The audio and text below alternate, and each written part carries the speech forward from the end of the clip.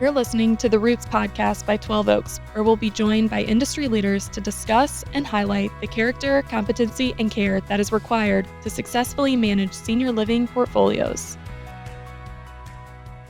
Welcome to the Roots podcast. I'm your host, Lori Jones, and today we have a very special guest. Aaron Catoe is our 12 Oaks Senior Vice President of Operations, and he has been in senior living game for over a quarter of a century. And he's been instrumental in helping 12 Oaks thrive. He's got his master's in organizational leadership, and he puts it to good use. He's deeply passionate about empowering our 12 Oaks team to be the best that they can possibly be, and also ensuring that both the organization and our partners who rely on 12 Oaks are on solid financial ground. Aaron, thanks for taking the time to be with us today and sharing your perspective. Your insights are sure to captivate our audience. Are you ready? I am ready, and thank you for this. It's a real honor.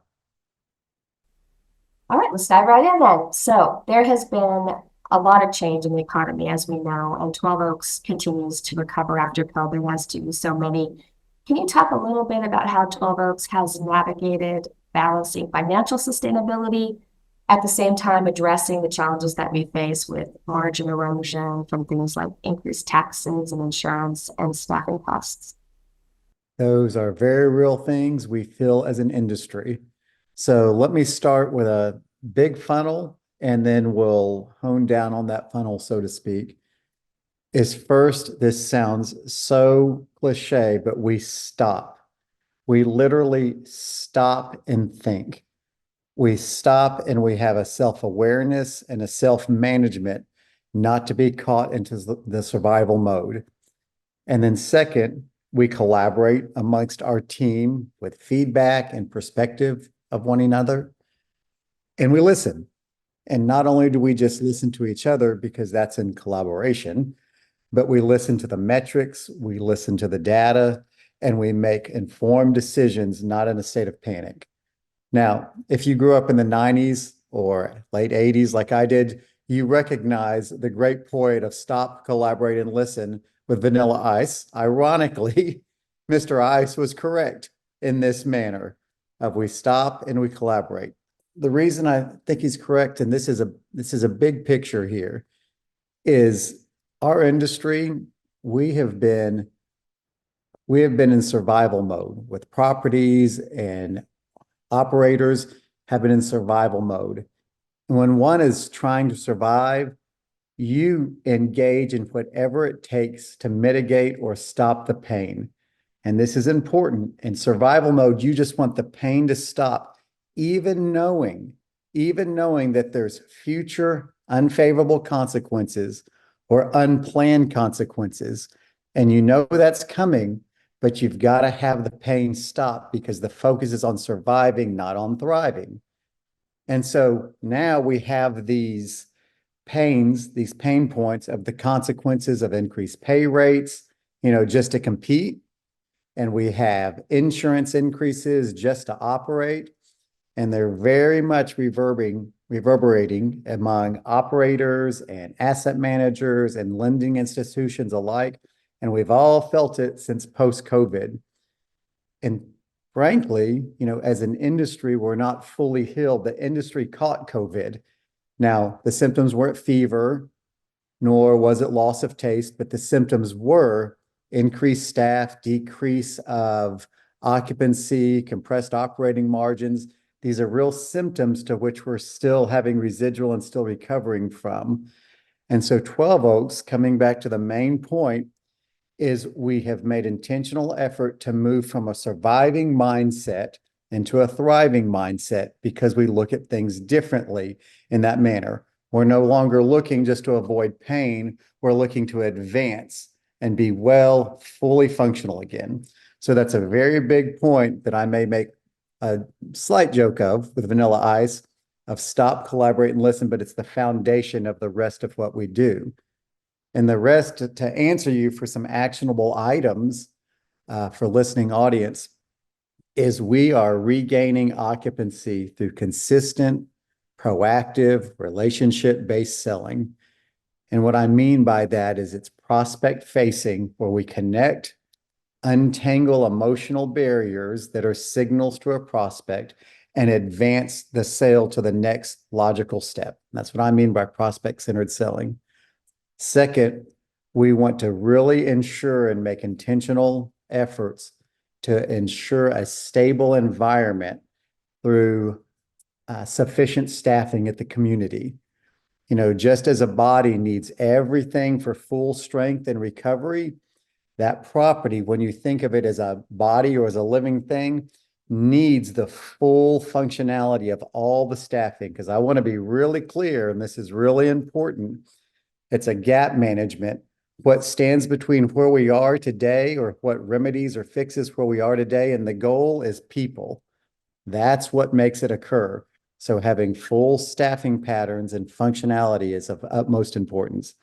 And the third is we manage controllable expenses through processes. Processes and structure provide a type of freedom, and we manage through those processes. Just think about it. You know, these expenses and increased expenses are in a sense what got us into this survival mode. And so managing the thing that got us into a bind is very, very stewardship of the property and the resources. Absolutely. And you mentioned staffing, and so many of us have experienced that staffing is such a major challenge in our senior living world.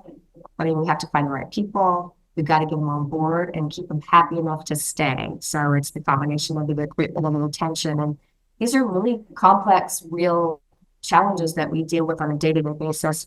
Can you walk us through a bit about how 12 Oaks has developed, processes to address these challenges that we have? Oh gosh, there's real challenges with staffing and recruitment and labor increases. It's at the forefront of challenges. A way we tackle is we really use a formula, and I'm going to back into this once again. And this is a simple formula, or seemingly simple. And if you're good at math, you'll understand this. It's 1/1. Instead of numbers, it's resources over responsibilities. Resources over responsibilities. And these two things, namely resource and responsibility, must equal each other. Because when responsibilities outweigh resources, burnout occurs, stress occurs, negative emotions and anger and frustration and annoyance all occur and trickle down to all sorts of the business. And then when resources outweigh responsibility, well, you have lack of challenge, you have boredom, and that creates a whole nother set of issues that need to be dealt with. And so a primary way, or one primary way that 12 Oaks has really addressed this, is we have an in-house recruiting team. And this in-house recruiting team recognizes the immense responsibilities that the executive directors and department heads are currently swimming in, and it increases their resources. It doesn't decrease the responsibility. The responsibility is there. We aren't going to decrease that. It increases the resources for on-site staff, permitting the on-site staff to really focus on items like resident care, occupancy increase, and financial performance of the property. So we increase the resources through recruitment. I'm going to pause there and just make sure that that's making sense so far. Absolutely, it really does. And I know that part of the staffing challenges and the complexities that we face are around making sure that our levels of care are captured, and that we are addressing those to support the staff burnout that you mentioned. Can you talk a little bit about that? It's so true. Yes. There's a concept in many industries, senior housing, supreme example of service creep. And so we really want to stay close, or we really do stay close to level of care charges, so we don't experience this service creep. And the result is increased revenue, financial performance of the property, sufficient staffing. It combats burnout. We have some real data to be able to present to ownership entities or lending institutions of why we may need additional staff, or frankly, better stated, why the property may need additional staff. And so staying close to those metrics are of utmost importance. We do a couple of other things as well that I think people may have an interest in, if we can go into those. Absolutely. We had spoken earlier about changing mindset. And at 12 Oaks, we also change mindset of it's human nature. We can get so caught into the do, the busyness, the urgent versus who we are as a leadership group and as a leadership team. Instead of doing and doing and doing, it's who we are of being. And we don't lose the doing, it's business. We've got to do things, but we increase the being of who we are. What I mean by that is we have processes and structures at 12 Oaks where a leader's personal transformation, like a transformational experience, moves someone from a level 1 leader to a level 5 leader.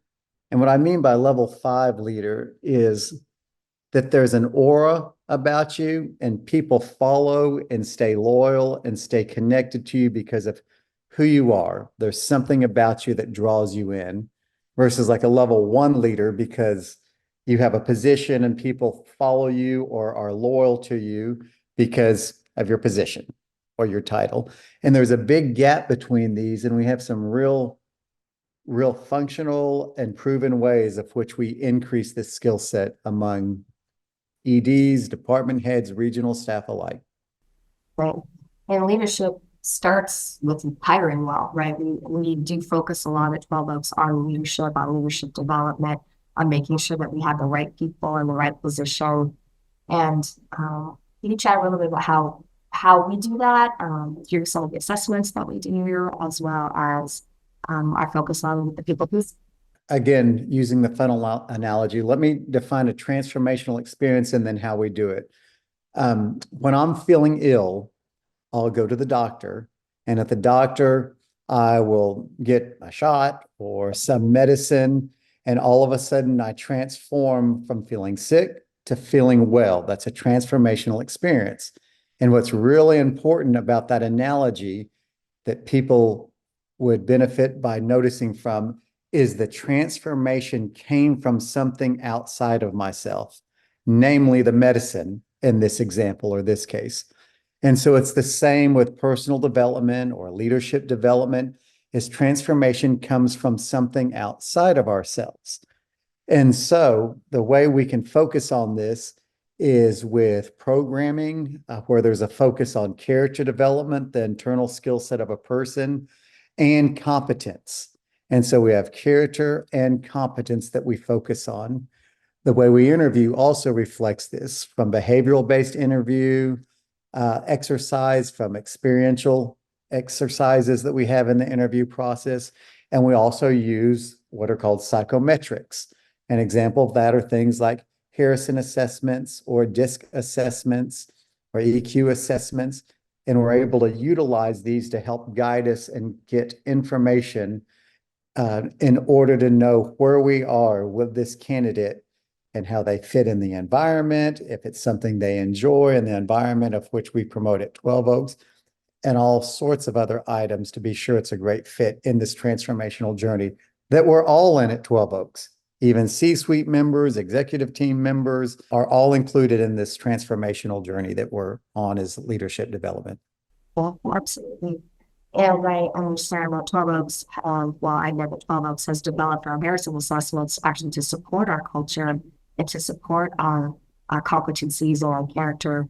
And that's been very instrumental, also helping us make sure that we're finding the right people that will fit into our organization as well as our culture and address our core value.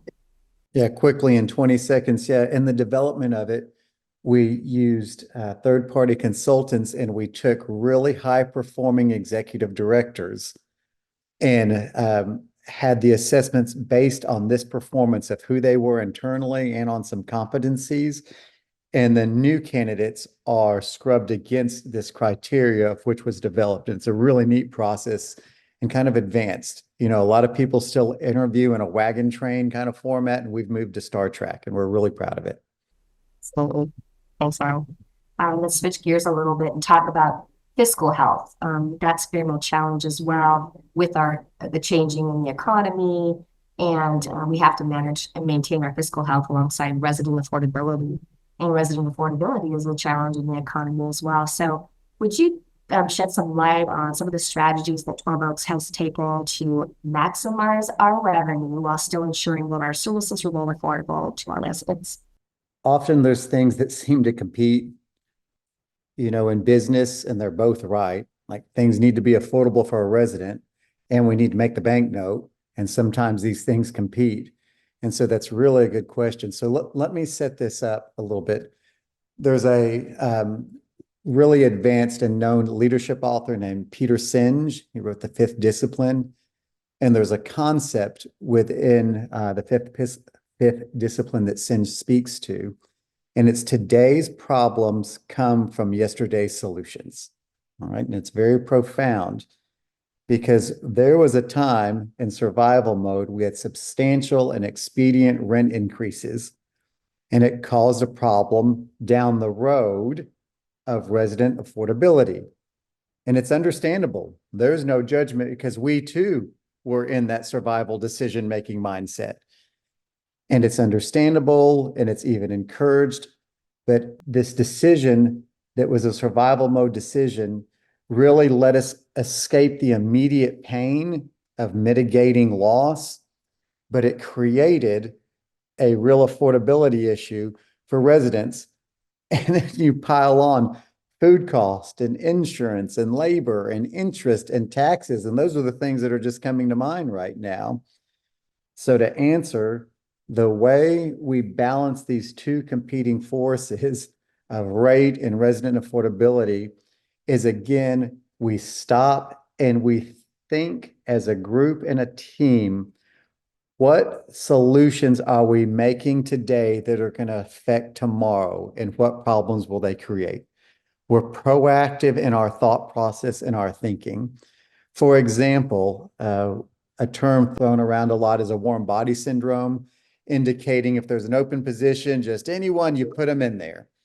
That certainly solves the issue of we have an open position and it's fixed, but it creates more issues. It's another concept called compensating feedback. Like we stepped on one bubble in the carpet, namely the open position, and it got fixed, but two more bubbles came up. And so it creates a type of cycle that it's very, very difficult to get out of. But that's just one example of the problem. But let me get back to the main question here, is what we've done that appears to have great long-term favorable consequences to balance revenue and affordability is we've converted a couple of properties to middle market properties. So with this middle market, we've had some properties that were for years, marketed as moderate to high-end properties. And we made a decision and ran out the pro forma and gave thought to this of what if we convert this to lower services, but drastically lower price, so that we're the market entry price competitor. And you still get 3 meals a day and housekeeping, but it's at a lower service level. And it's still great service, but that's one way we've combated this, is convert to a middle market. Another way is many operators have shown RevPAR of 10 to 12%, and it's a push followed by another high percentage rate. So we've decided as an organization that we really need to allow the system to balance. And while we still need rate increases or existing rental increases, ERIs, we limit that to around 7%. So we're between 5 and 7% to let the system balance and let the affordability catch up with the rates that have been incurred. So does that make sense, or would you like me just to keep on going more? Yeah, I know that it absolutely makes sense. And I know that we had the social security increases last year that helped all of us kind of get a little bit higher in our rent increases last year, but still balancing it. But at the same time, we're still working towards those increases to look back. But yeah. Something that ties to that loosely, it prompted a thought in my mind, is it seems so simple, and I hope a number of operators do this, is an exposure tracking. And by that, I'm referring to open units or open unit mixes or types that are within a property. For example, just for an easy number, if there's a 100-unit property and it has 30 vacancies, and every one of those vacancies is a studio, you're exposed to that studio style. And so in effort to lease up, you can reduce that studio pricing significantly. And this is what's great, which increases affordability for the resident. It grows occupancy at the same time, which results in increased revenue, and it mitigates margin erosion. So it's literally a win for the business and the property and a win for the resident. So what Stephen Covey refers to as win-win scenario. And that would be a great example of an exposure report and just tracking that. Or even expense control, just even expense control different from revenue. And this makes sense as we've had these substantial rent increases to mitigate expenses. So expense control from the good old-fashioned spend down is something that's great. And lastly, that comes to mind is having an appropriate staffing model. Just an appropriate staffing model. While you may be using all the budgeted dollars for the staff, you're saving on temp contract help, you're saving on shift differentials, you're saving on overtime, and it makes all sorts of financial sense to run a full staffing model. Well, thank you, Aaron. I appreciate all of your time and insight today. I am grateful for your expertise and very happy to have you as part of an instrumental part of our team at 12 Oaks.